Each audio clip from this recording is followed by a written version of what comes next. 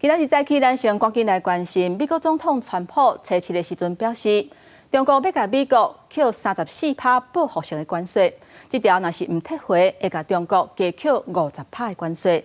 另外，美国连续几啊天崩盘，不过川普伊煞是老神在在，伊要是讲会坚持推动对顶关税。 Would you be open to a pause in tariffs to allow for negotiations?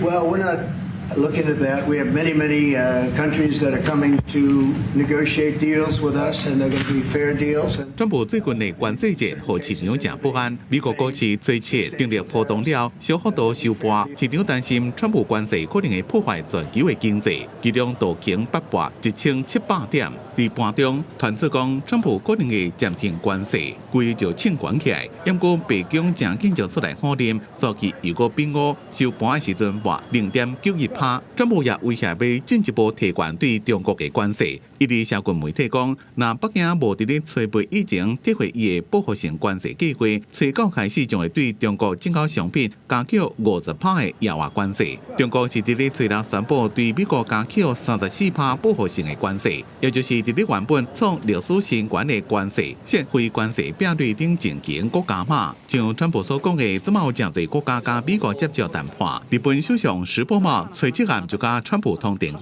トランプ大統領との電話会談を行いました。今般のアメリカ合衆国の関税措置は極めて遺憾でありますが、私から大統領に対し、日本が5年連続で世界最大の対米投資国であると旨を述べつつ、アメリカの関税措置により、日本企業の投資余力が減退することを強く懸念していると。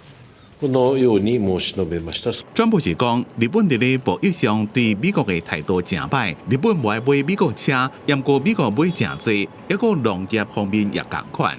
公司新闻吴文玲编译。